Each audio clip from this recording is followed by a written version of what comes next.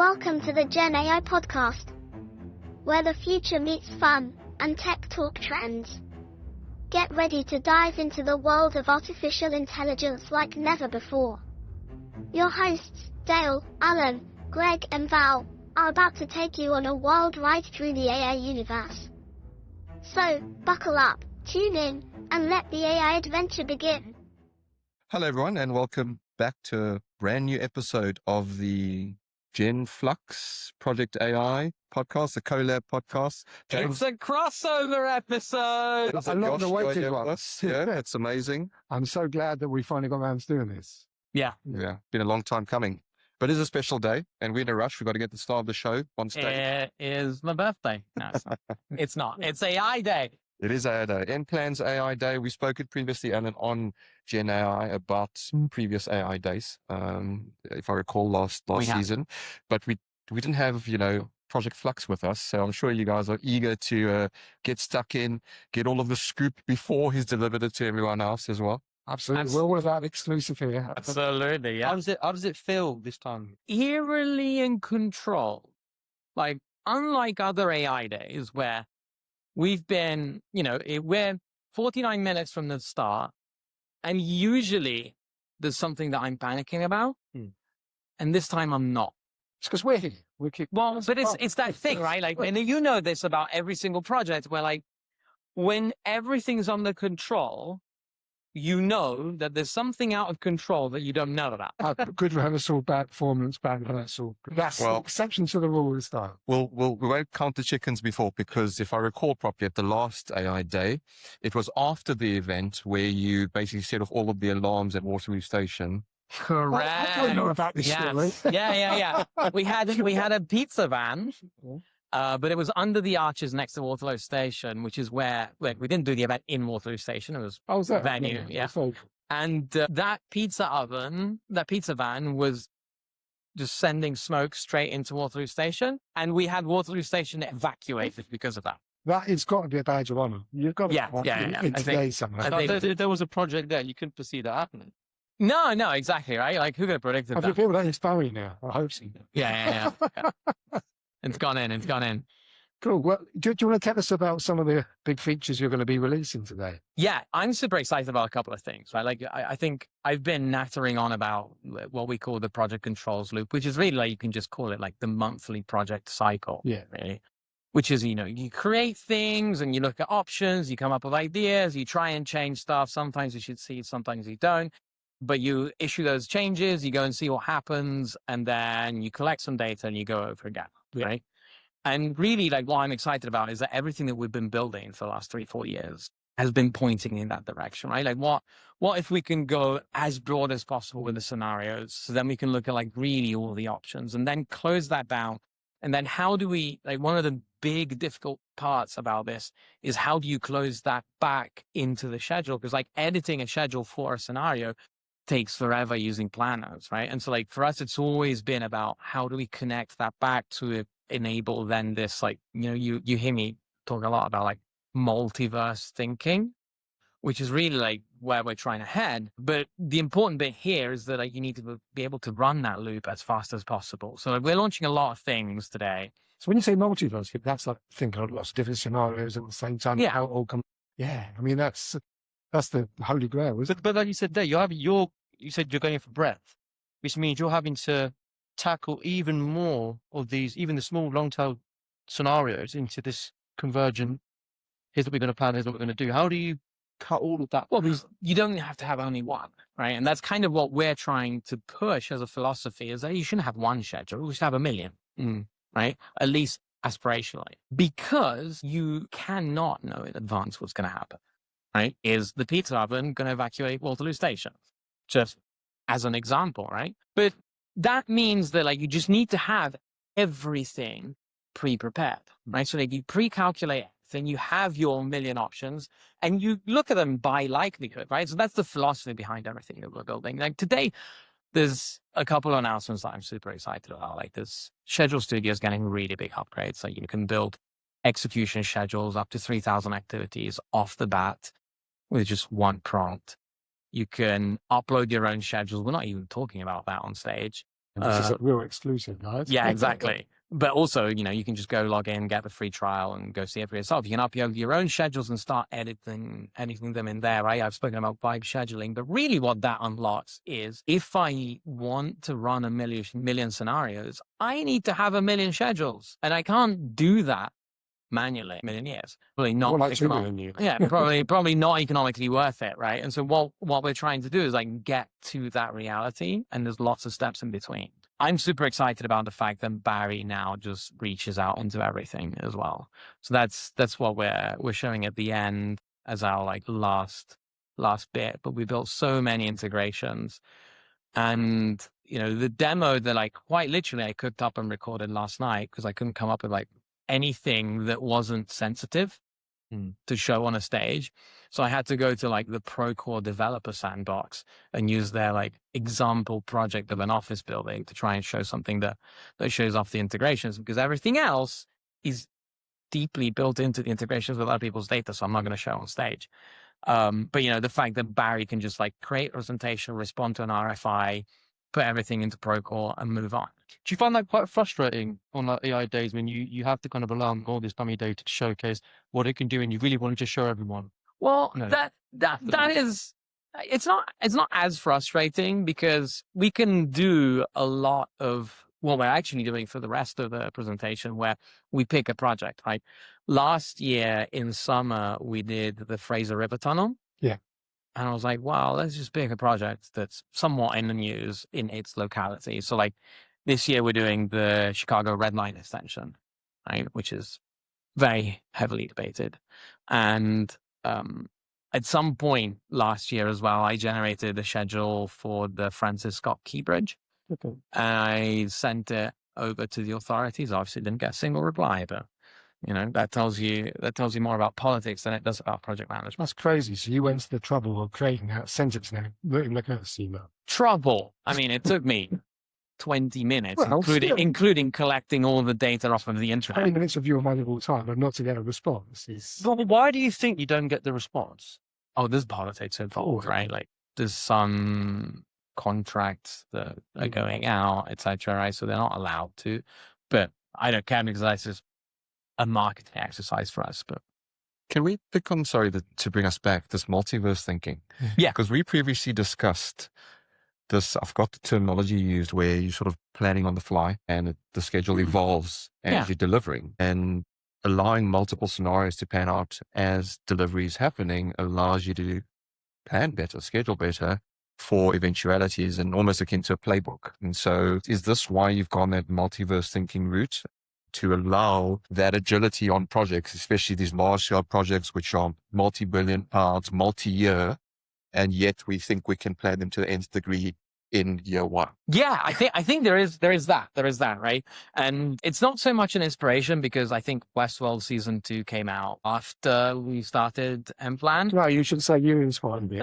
Well, no, I'm not even going to say that, because you hear me talk about decision making under deep uncertainty a lot, which is kind of this philosophy as well. There's this device in Westworld where it's called the Rehoboam, which is nothing to do with the large bottle of wine, sadly.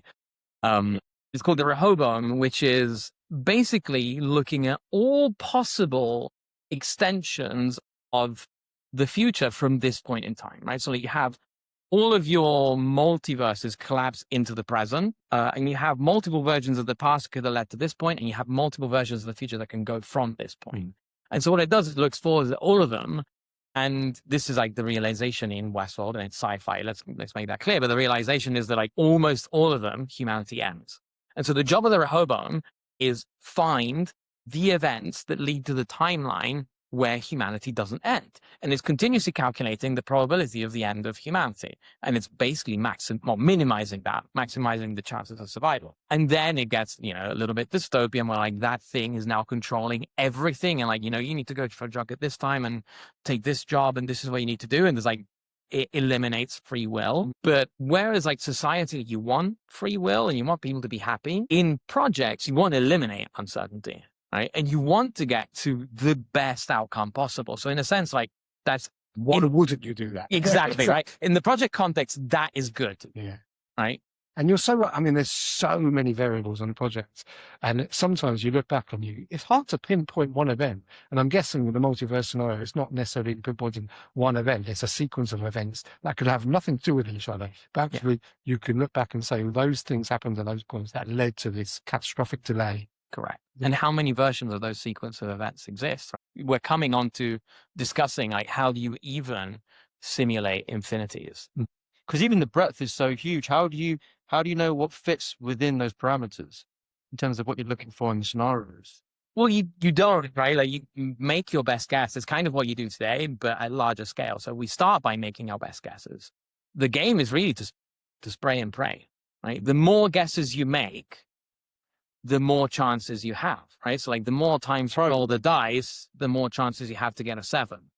And so as long as, each roll is different in a sense. And so like you look at all the different possible options. And if you cover all of it, you are guaranteed. Effectively, you're never going to be guaranteed because it's an infinity. But you have, and your instinct / gut feeling and intuition are directing you. And this is where being data driven helps a lot, and having the forecasting engine helps a lot because, it's not gut instinct and intuition a lot, but you're going towards the most probable ones. And you start there, right? Like if you rank everything by probability and you just start picking them all up, right? And the problem is that we like to imagine that, there's a thing that's 70% probability and then one that's 10 and the rest is tail. But the reality is that it isn't, right? It's probably if you list all the possible events, the thing that has the highest probability is 0.05% probability of happening. And that is a massive likelihood, right? What sort of inputs are you getting on the fly though? Is it purely just scheduled data and you're updating, progress that's going on? So I'm trying to imagine someone adopting this technology on a project. And let's say you get a very old school PM that says for nPlan and says, well, this piece of tech can't see what's happening on the field. They don't know that that's the capability I've got in my team. They don't know that so-and-so burns out after, 6 hours of working continuously. All my gut feel, I've seen this before. I can't articulate it, but I just know in my gut. Exactly. I mean, I get that after a while, it'll start taking into account those patterns and rhythms, and that's how things are starting to be delivered. But are these things constantly fed back? What's that feedback loop? Yeah. So one thing is just close the loop, right? And you can close the loop in many ways. Input information, you can connect to external data sources, right? We're launching MCP support.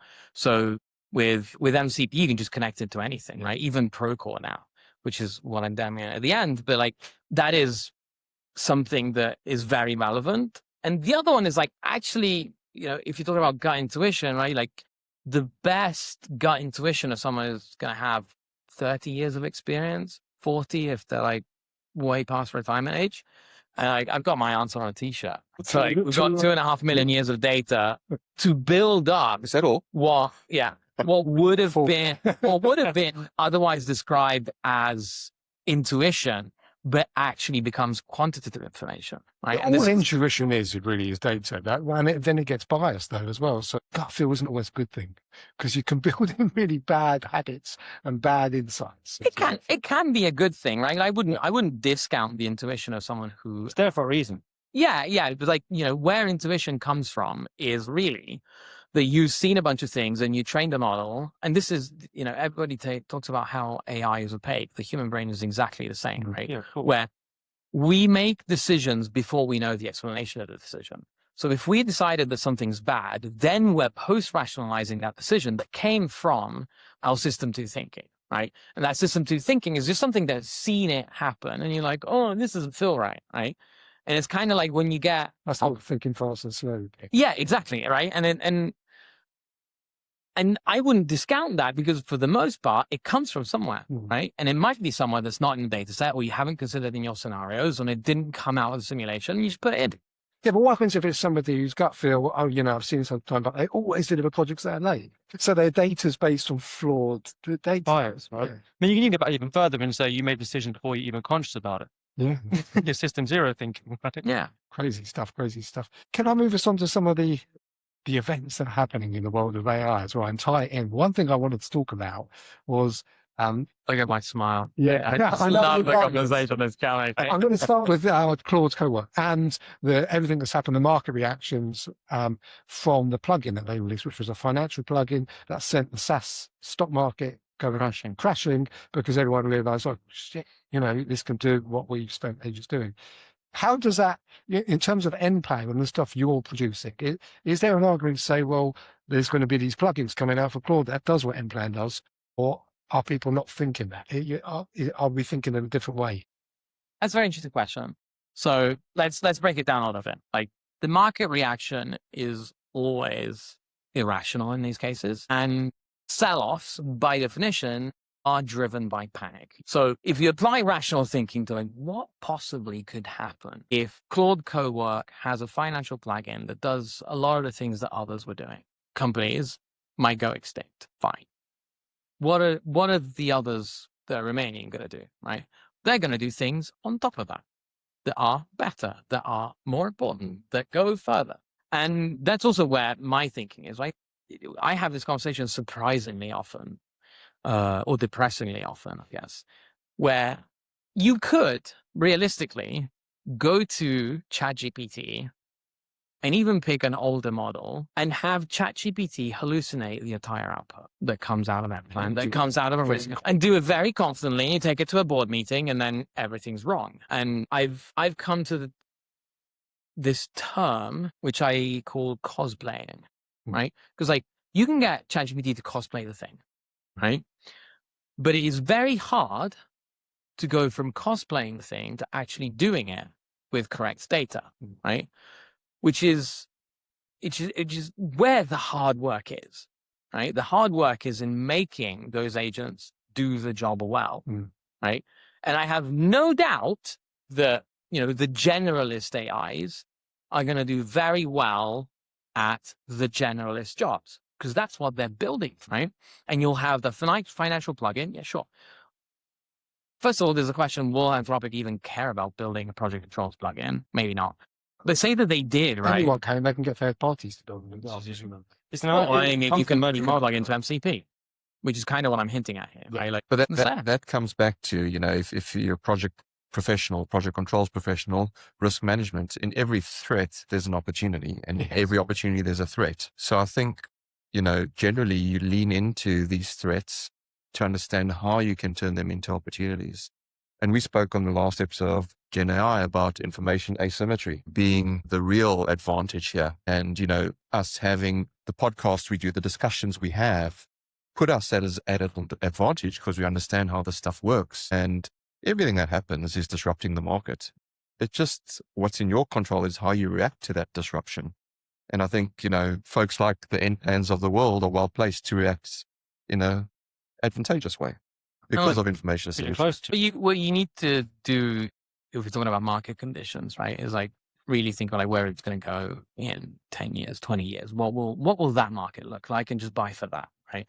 Because otherwise you're day trading. And if you're day trading, I can tell you, because I worked for, they don't like to be in that category, but like there are organizations that can steamroll you so fast, right?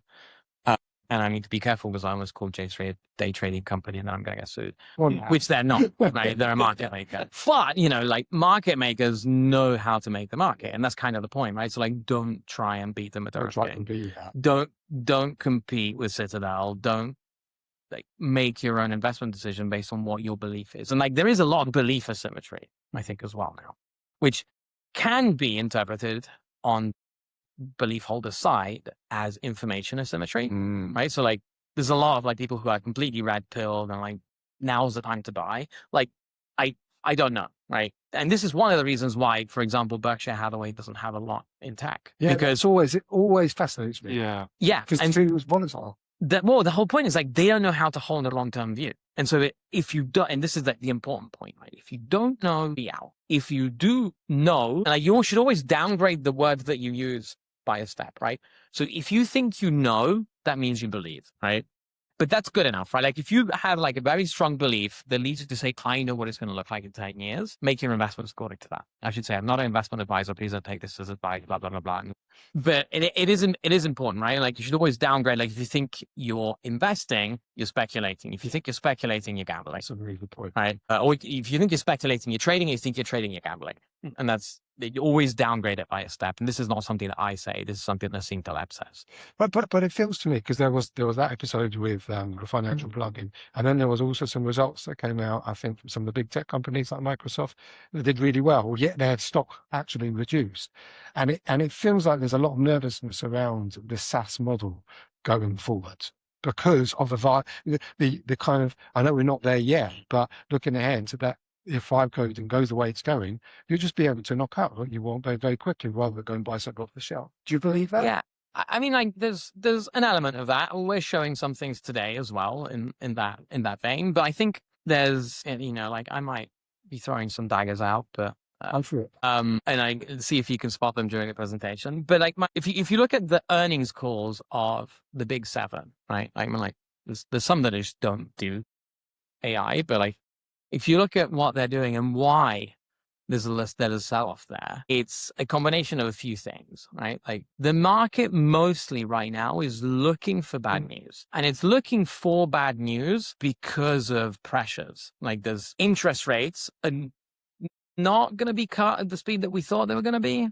And that's kind of the debate that's going on now, which leads to a risk-off mentality. If you compound the risk-off mentality with a lot of uncertainty about what that 10-year view is, then you get to a state where people are looking for reasons to sell their holding, right? And if people are looking to reasons to sell their holding, what they're finding is that, well, everybody keeps saying that Palantir is going to miss its earnings, and it keeps beating, right, by 8.6%, whatever it was just now. But because they can't do that, they're looking for something else, and what they're finding is spending. Google has said that they're going to spend $180 billion this year.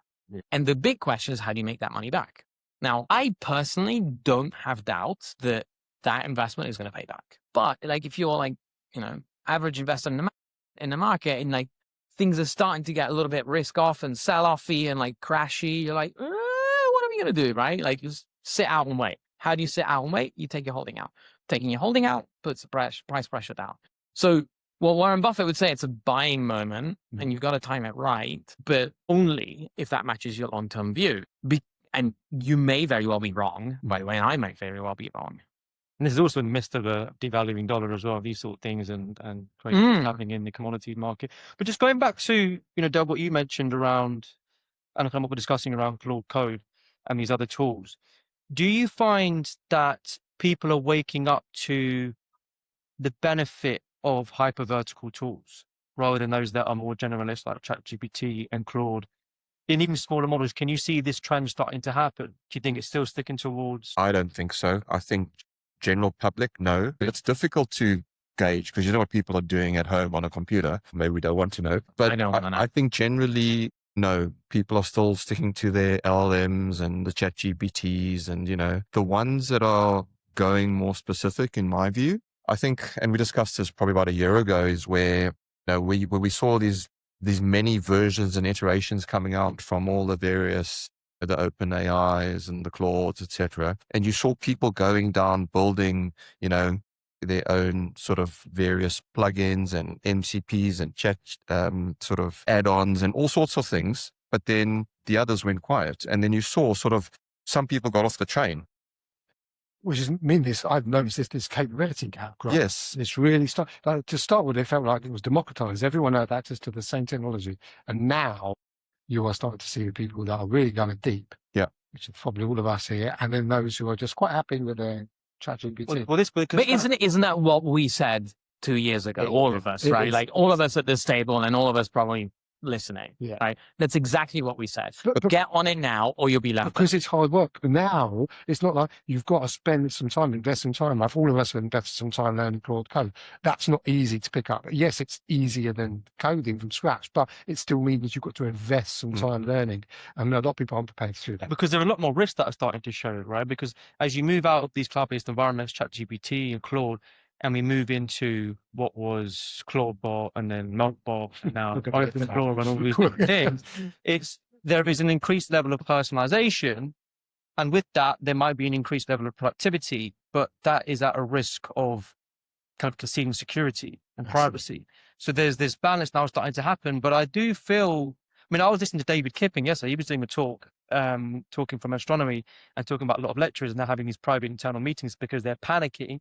And one guy just said, yeah, I give it access to everything, Gmail, all my other email out clients, or whatever it is, because I just don't care anymore. But that's kind of the problem right now, right? It's like everybody, when you're YOLOing it that way, you need to find a way to be safe, and people are not educated on how to be safe. So like people are literally giving like access to their primary Gmail to an MCP server that is exposed to the internet, and we always get a URL and you can read this person's emails. Right? That's wild, right? But like, and or people that are giving credit cards to their agent, right? The one that I love is I can't remember the name of it, but someone launched a service as an MCP server that the Claude bots can connect to hire humans to do things for them. Yes, yeah. That's mad, isn't it? So the whole table's turned. Yeah, and it's crazy. Like, I love it. I love it for so many reasons, right? First of all, before you go into that, can you explain for everyone what Clawbot is? Because I think some of the listeners might not know what it is. So try and explain it in the simplest way as you can. Other than a silly idea, okay, Clawbot is an agent that can supposedly do anything, and I'm doing air quotes here, but it can do things on your behalf, right? And we all saw this one coming a mile, I think, where like people can connect to their WhatsApp, their Gmail, their credit card, and their Slack, and whatever else, right? And it just takes over, and the whole point about Clawbot is that it's running like Claude Code, so it's being proactive about stuff. You give it a mission and goes and does things, and you're not supervising it, right?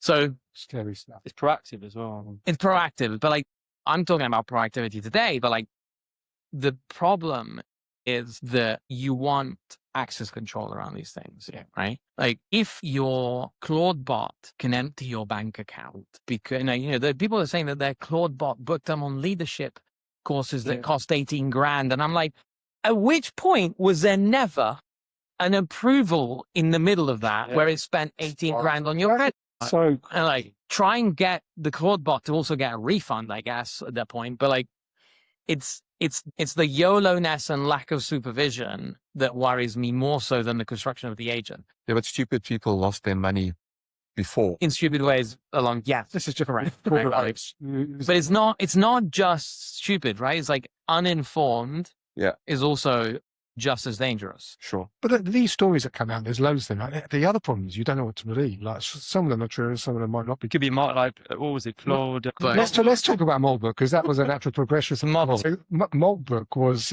where these agents, these Claude bots, got together. Someone invented a social network for them to interacting, and it went crazy. And there was all these stories about these agents plotting our downfall and talking about their humans and stuff. But it turns out that it might not be all true. Is that right? Well, the whole thing that we need to remember, right, is that the agent still does what you tell it to do. Yeah. Right.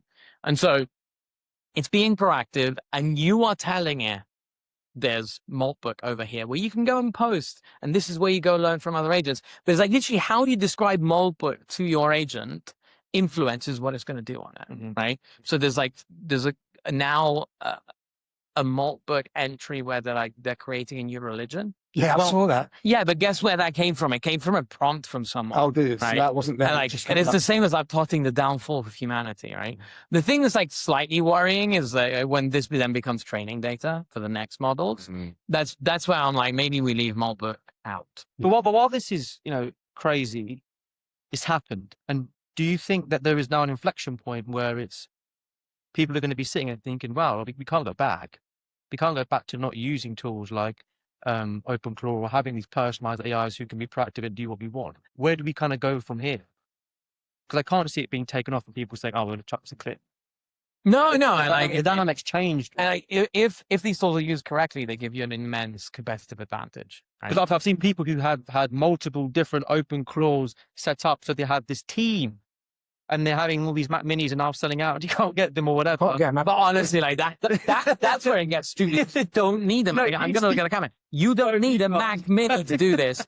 Get a VM on AWS. Like they have a free tier. You can get it for free. People What are you are doing even next? I just want a Mac Mini. and people are pairing Yeah, with this is things like looking very KK2 with the moonshot models, right? So they're even, and as much as whether you believe this or not, you're opening up even more security issues when you're using models from the Eastern Front as well, right? So, but people seem to like radical innovation. They'd like to see these things be let loose and actually see, wow, I can do this. And some people might not care about their privacy. So, I mean, to be fair, to a certain point, we've been moving in a world which is a lot more conservative, and we lose a lot of our flexibility and agency. But humans have kind of given into that, right? Do you think that we're kind of a lot more habituated to losing a lot of our autonomy and agency? So at one point, we're going to be subservient to the AI anyway. Do we just let it handle our stuff? It's very negative thinking, really. But people do it. Well, it's an interesting point because I don't know if we'll necessarily be subservient, because the reason we value privacy and our personal data is because there's value currently assigned to it. But as soon as you remove the value on privacy and personal data, then anyone can have it. Yeah, but when does it ever become valueless, right? Like I don't want to know what you're up to in your personal emails. Sure, but I'm not saying, when it will. I'm just discussing the fact that I think the reason behind privacy and data is because it's got value on it. And so if you in the animal kingdom and you're a lion roaming around, there's no privacy. Everyone can see what's happening to you. And do the other lions care? No. It's funny you say that, right? Because like all felines go and hide to go and do their business. That's how you lost your weight. There will be some kind of habituation where we are losing a lot of our privacy and security, and not much has been done to really, not use the word, claw it back or try and keep hold of it. When you're slowly experiencing, it's a bit like when you boil a frog in water, right? When you slowly dial up the temperature, it gets to a certain point, it doesn't really realize it's in the water and it's burn it. But that's spot on. And the scary thing is there's very few of us that realize that's happening. Yeah. The vast majority of people don't know that it's happening to them right now. We know that this is the trajectory and where things might be going, and what safeguards should you put in place when you're using these tools. And I say air quote tools because I don't think there'll be tools for that much longer. No, people are talking about agents, and I'm calling it project super intelligence because I like the word a little bit, and I'm having battles with our marketing team, so they'll let me use it. I do like that. But like the whole point is that the super intelligence sits above. Right? Almost like electricity. It's not a tool. It's just there.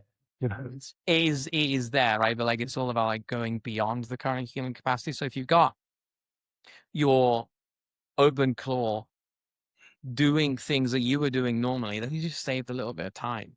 And like the cost of that is right now anyway, the risk of all your data being exposed. And like really the answer is like we're gonna figure out a way of doing this safely. There are like guidelines on how you can run OpenClaw safely, right? Yeah.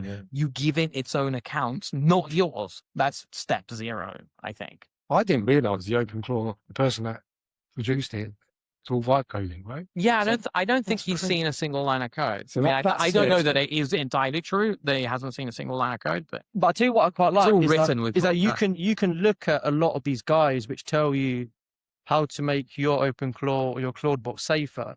You can take those guides and just give it to the ClaudeBot and say, hey, read this and implement these safety protocols, and it will start to do it for you.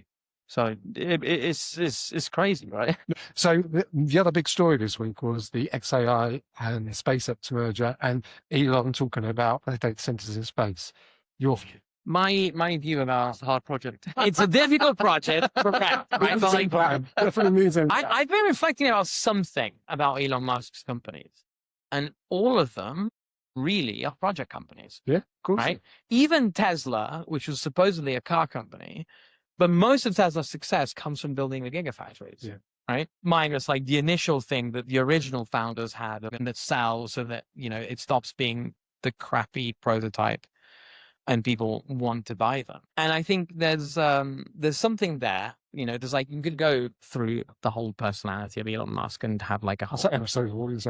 that's a whole episode, because I think merging XAI and SpaceX makes no sense other than is that ego play, then you think? it's fusion of AI. It's concentration of power and wealth, and basically saying like, okay, instead of going to raise money for XAI, I'm going to bundle it with SpaceX and make it a single mission, and trying to like connect dots together that maybe aren't that connected, right? Because like, why is Tesla doing robots now? Like, and it's only because I think Tesla's a public company that's not being rolled into that merger, right? I think it's to fund his mission to Mars. Well, maybe, but So that's the one outcome. That's his Yeah. mission. He wants to get to Mars, Marshall. right? And if I merge these two companies, which creates more value, sells more shares, I get more cash to fund my mission to Mars. Yeah. That's as simple as it is for me. So nothing to do with the actual tech that those companies are doing. And the data centers in space, that's part of that as well. Do you think that's actually possible? Is that feasible? Is that going to happen? Run the scenarios. Put it to nPlan. there is no reason why it's impossible, right? Because like, sure, you could load right now a bunch of Falcon Heavies with a bunch of servers, and like, I probably want to make a lot of changes to the design of what goes up in space so that it's lightweight, etc. Right?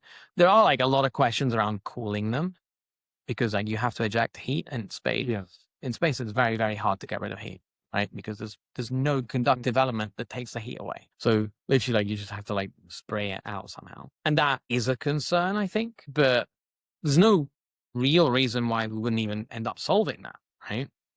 One of those answers is produce less heat, easy, right? But I think the question is why? Presumably, the energy bottleneck reduces because you've got access. Well, he's a big believer of the whole Kardashev scales, isn't he? He talks about it a lot. You know, if you can use the power or the energy from the sun, you're a more advanced civilization. Is kind of what he calls it. Yeah, fine, and that I get and I agree with, but like, It's crazy. You have to do it with data centers in space. Like, what?